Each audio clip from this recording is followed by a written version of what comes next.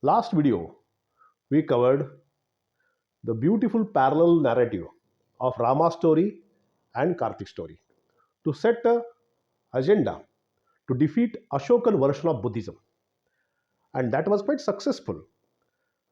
But we have not yet found the response from Buddhist side. What was the response, or what was the trigger?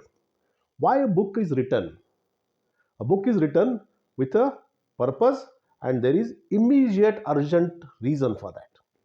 That immediate urgent reason we'll find out in this particular narrative. At the same time, our missing link we'll see. So we saw in last narration the Rama story and Karthik story. They are going parallel. At the same time, they are going against Ashokan, Mauryan, Magad empire and Ashokan version of Buddhism. Now, one important thing is missing so far. In this particular narrative, in Ramayana, we have explored many characters. We have explored the childless emperor called Dashrath. We have also explored what is the court politics of Dashrath. Who is that Dashrath's favorite queen who wanted to make her son to be emperor? Who was Prince Ram? Who was warrior Ram? We discovered who was Bali, who was Sugriv, who is Angad, who are Vanaras in general. We discovered warriors Ram, brothers, two brothers going from mainland India to Sri Lanka. We discovered the counterpart of Ravana, the 10-headed ruling family of Sri Lanka. So many things we explored. But certain big chunk of this narration is missing so far, and that is Hanuman. So at the end of this narration, we'll actually discover who is Hanuman and how this character was developed in such a regal and splendorous way. So let us first of all find out who was the antagonistic literature here. On one hand, we have got two narrations. One is Karthik story and Rama story, beautifully written. But what was the Buddhist opponent for that? Any Buddhist literature who actually mentions Lanka, who actually mentions Ravana? Yes, Lanka and Ravana as a part of pro-Buddhist narrative, and that is already there. This is called as Lankavatar. Lankavatar Sutra. Lankavatar Sutra actually mentions this particular story where Ravana is king of Sri Lanka, and he is having 10-headed king of Sri Lanka, a king of Yakshas, and he invites Gautam Buddha to come to Sri Lanka, and Gautam Buddha comes. He comes not only once, three times. So Gautam Buddha is invited by Ravana, and then he gives political discourse. That is Lankavatar. So this Lankavatar, finding out Lankavatar raises one important question: why Lankavatar was written in first place? And then Lankavatar, why it was written, why you find out, then we will find out why Karthik story and Rama story came in picture. Now, Lankavatar was written in a very unstable political situation. Now, when unstable political and cultural situation is there, the rulers, thinkers, philosophers, they set a narrative by which the situation can be stabilized. What was the unstable political and cultural situation in Sri Lanka in late half of 3rd century BC? Now, situation is like that. Here, Ashoka is dead. Buddhism is actually into firmly rooted in Sri Lanka. Whole royal family is converted, and they are trying to convert lay people. Now, lay people will have resistance because they have not forgotten who are they. They are actually Kalingans, and these Kalingans have been defeated, massacred, butchered, banished by a villain, what they consider villain, as called Ashoka.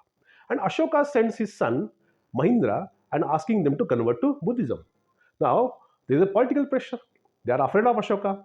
What happened in Kalinga war can happen again. At the same time, they are having two minds. Whether this past enemy's son, grandson, and all, they are propagating some religious idea, whether to accept it or not. So that narrative, how was set?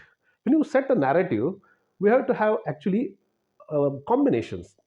Combination means here we have to understand difference between story and legend. Story is straightforward. It may be true, it may be false. But legend is usually extraordinary and it is having unknown origin. But it is believable, plausible. It is set in such a way that we can believe it. Legend. Now these legends we have to create. Now how to create legends? There is actually a time tested, very old technique of setting the legends. First of all, legend should be actually coupled with some historical event, true historical event. Classical example is you must have come across in history many times. One defeated king is there. He's hiding in the forest, and he goes to forest and finds out a spot where he sees an unusual scene where a tiger is chasing the deer. Now, instead of running away, suddenly deer turns around and attacks tiger, and tiger starts going away. So this particular scene moves the king, the defeated king, and he decides, yes, this place is extraordinary. I will start my resistance from here, and then he defeats his antagonist and builds a capital there. This is a oft repeated theme in history of world many times, many places. This is typical legend you combine with history to give legitimacy to the decision, legitimacy to the event. So that is quite common. Second type of this combination we see in case of legend to be coupled with some philosophical discourse. We want to actually tell philosophy, but if you tell directly philosophy, nobody's going to listen. So we have to actually insert that philosophy into some running movie-like thing, so that actually audience acceptance is better. Classical example of this is our Bhagavad Gita. Now Kauravas and Pandavas, they are together, they are about to fight, lakhs and lakhs soldiers are raring to go. And in that situation, suddenly some philosophical discussion starts at the middle of the battlefield. Practically is not possible, but it is shown because the whole idea is to give actually background for that philosophy and make the philosophy more acceptable. Honestly speaking, many people have read Bhagavad Gita, but how many people have read complete Mahabharata? Very few. That's the truth. So this is how to insert, to position that philosophy in a running narrative so that it becomes acceptable. Third type of coupling happens is very interesting. When you're putting a legend, first of all, look around the geography. Find out very unusual geographical natural phenomena or unusual place, naturally created, but very unusual. And that build a story around it so that it becomes believable. It should be larger than life. Now, same trick has been played or not? Yes, it has been played by Ramayana itself. Ram Setu. Ram Setu is nothing but a sandbar produced because of prolonged deposition of sand because of these two oceans. But when the authors imagined that is a bridge built by Vanaras to cross to Lanka.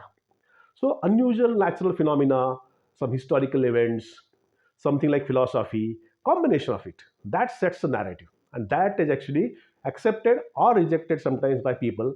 And this is like a storytelling competition. Whose story is more believable? Whose story is more entertaining? Whose story is more user friendly? That story wins. So, what was the story here of Buddhism? Now, understand the political situation. Magad is at peak. Almost 90% of subcontinent is under Magad. Sri Lanka is under them. In Sri Lanka, they are actually creating a political and cultural experiment where Bodhi tree has been transplanted, culture has been transplanted, religion has been transplanted, language, everything is transplanted. Royal family is with them. It's a mini Magad. But common people are little bit in dilemma. Now we have to take the common people on their side. So they set three types of narratives to make Buddhism and Ashokan imperialism acceptable to people of Sri Lanka. First is they devised a beautiful legend of actually Buddha coming to Sri Lanka. Now, Buddha in his lifetime never went to Sri Lanka. That is recorded. Because Buddha's sphere of influence was around 200 to 300 kilometers here at radius, that circle was there. Present day Uttar Pradesh, Bihar, Jharkhand, that's all. He was a small part of East India. He was not even a national or regional figure at that time. But forget about this international relationships and all those things. But that was actually changed because these Sri Lankan people, when you ask them to convert to Buddhism, they are resisting. But to put a narrative to tell that already you are Buddhist. In between you were misguided. Now you come back. So how to tell that? Because Buddha is actually Mahanirvana has happened 2 to 3 centuries earlier. How can you tell this one? When Sri Lanka people were there, actually they were Buddha was actually not in picture. They were not Buddhist originally. So a narrative was put 3 times Buddha visited Sri Lanka. Now how he visited? That is also very interesting story. Two times he visited a place near Colombo, Kelania, and one time he visited a place near Jaffna. Now this first visit is very interesting. He doesn't come by ship. He comes by sky. He flies from mainland India to Sri Lanka, and then he gives his darshanam and discourse and all those things. This one. Sometimes it is put like he comes to settle dispute between yakshas. There are two yakshas. As usual, there is fighting going on between uncle and nephew. One is Mahodara, means one who is having big tummy, and Chuladora, one who is having small tummy. And these two guys are fighting for a beautiful throne, which is actually decorated with beautiful jewels. Who, who is the owner of the throne? They are fighting. Now, to settle the dispute, Buddha actually coming from mainland India directly to that place, and he floats. He is hovering around over that throne, and people are actually amazed with that scene. They worship him. He comes down, settles the dispute, and both of them actually convert to Buddhism. And they say, "No, we are not interested in throne. You take it away." And Buddha takes it. Buddha sits on the throne, preaches, then he gives that throne to third person and goes away. Again he comes. So these three entrances of Buddhas are dramatically actually depicted in Mahavamsha. And they have depicted the imagined, of course, dates also. He arrives on the full moon day of Chaitra. They call Baka Poya. Baka Poya means Chaitra Purnima in India. So Chaitra Purnima is the time when Buddha jumps from mainland India, goes to Sri Lanka, and does these miracles and all those things. These are the legends tied up with history. History means Buddhism has come. Buddha had not come, but Buddhism has come, and it was legitimized. It's naturalness. You are naturally Buddhist. Why are you saying no? That was the narrative. Second type of narrative is very interesting. There is Lanka Avatar. Now, this Lanka Avatar book was very popular in China, not in India, in 5th century, 6th century AD. And that, if you trace, it was maybe written form, maybe 3rd or 4th century AD. And experts feel that actually it must be very much earlier compiled orally, verbally, that is in 1st century AD or much earlier than that. Nobody knows when Lankaavatar was compiled, created. Nobody knows. But obviously, Lankaavatar has to be dealing with Lanka, avatar of Buddha into Lanka. Now, this unstable situation, we have to give legitimacy to that. Lankaavatar is a very interesting book. You should read that, where actually Buddha is in actually below the sea, is in Naga area, underground, under seas. So he gives sermon to them. He rises above the sea, and king of Lanka, 10-headed king of Lanka, Yaksha, Ravana, understands that Buddha is coming. He requests him. He comes and he preaches. And that whole discourse, poetical discourse, is Lanka Avatar.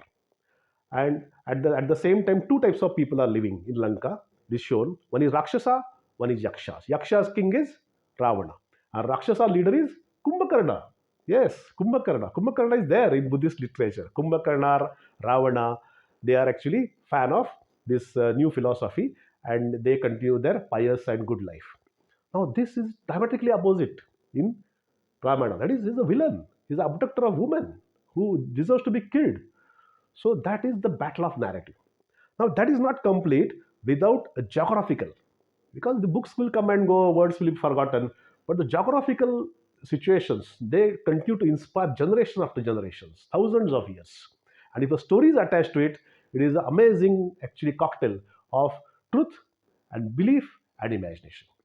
What is that for Buddhist? If you want to see that, you have to go to central Sri Lanka. In central Sri Lanka, there is a beautiful mountain called Malayagiri. This mountain is full of actually birds, flowers, trees, animals, and most importantly, jewels. There are a lot of diamonds to be found there, according to this history. Now, also, precious stones are quite common there. So, it is a very rich natural resource situation. And at the top of that mountain, there is a huge naturally created impression, almost 5 to 6 feet long, and it looks like human footprint, left foot footprint. Now there is one elongated area, and then there are 4 to 5 indentations where rainwater used to stay. Now they have created a temple on that. Now, this particular natural formation was projected as a landing place of Buddha. Now, Buddha never travels by road or ship or something. He comes directly by flight. He lands in Kelania, he lands in Jaffna, and he on the way to Anuradhapura, he comes there. And this Malaygiri is the place where he preaches all his secret knowledge of meditation, mindfulness, and all those things to Ravana. So it is that legend creation is already going on in Buddhist sphere. Now, this legend creation, is it successful? Yes, people are falling for that. And people are forgetting the old enmity between Kalingans and Ashoka. And Ashoka's way of life, they are accepting and actually becoming staunch followers of Buddhism come Ashoka. People did not understand initially the difference between politics and religion. If you support Buddhism, you automatically support Ashokan Empire. If you support Ashokan Empire, you should automatically support Buddhism. That particular distinction, this was a self-mutually beneficial relationship. And that experiment was successful in Sri Lanka. Sri Lanka is converted. People actually are completely Buddhist, nearly 100% by that time. Now that was a thing of worry for India, mainland India, because that Ashoka's descendants are going to repeat this particular experiment again and again in various parts of India. Not everybody in Ashoka's family was fan of this. Example is Samprati, Sampati. Sampati is Dasharath Maurya's brother. So this Dashrath Maurya's brother, that is another grandson of Ashoka, looks like he was not in favor of that. He was more in favor of traditional, original, local culture. So that Sampati, have you forgotten that? He was actually supposed to be much more brave than Dashrath Maurya. He was so brave, it is said that actually China started to build wall of China. Some part of wall of China was built to protect from possible invasion by Sampati. So this Sampati were not forgotten. Even in Ramayana, the Jatayu, everybody knows that Jatayu is a vulture. He dies fighting with Ravana when he is abducting Sita. Jatayu's brother is Sampati. And Sampati is the one who tells the monkeys that Sita is in Lanka. He is the main informant, Sampati. Sampati is given a favorable place in Ramayana. So it keeps on happening. So we'll come to the narration part. Now, Buddhism is successful in creating a situation by which people are actually believing that they are actually originally Buddhist only, and by converting Buddhism, they are just going home, and it is happening in thousands and millions and all those things. So now we have to create one situation where this can be objected, blocked, and demonized. Now, how to do that? We also have to create a believable narrative. Now, how to create again legend combined with history, philosophy, and it should be entertaining. People should like that. People should clap. People should whistle, and people should come on village and they should listen to that story intently, not with the serious, constipated faces and all those. It should be enjoyable, and that is Ramayana. Now, we have to create some unusual character here. The authors understood that it is not easy. This two brothers going here and all those things, that is not sufficient. We have to create one unusual character, which should be supernatural. Supernatural. I should counteract sufficiently this Buddha flying to Sri Lanka and all those things. He should be wise. He should be celibate, unmarried, strong, not lusting for power, beyond everything. Very intelligent, wise, well read, well spoken, and not having ego. And that character is Hanuman. Now, this Hanuman character, based on Buddha himself, the legendary Buddha, not historical Buddha, legendary Buddha flying from India to Sri Lanka, such a force that it creates a footprint on mountain of Sri Lanka and all those things, may or may not be there. Let this one. Is there any hint by which we can say that it can be true? Yes, there is. Let us say birthday.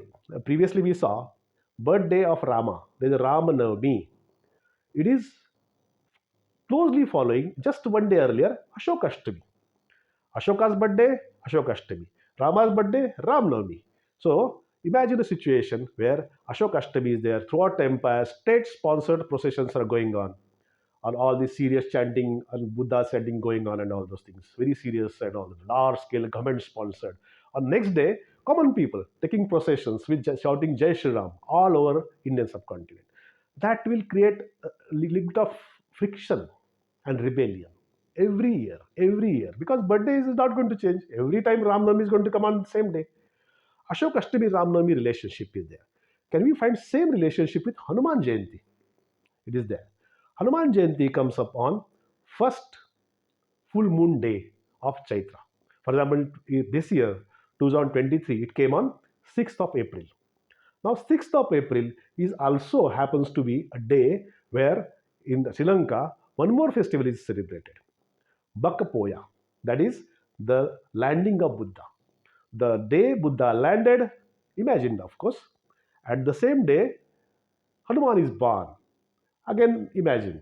But though his imagination is such a powerful situation that processions and all those things, cultural clash, that gives you one actually time frame that this particular Ramayana story is an anti-Ashokan Empire literature focused on Sri Lanka and South India.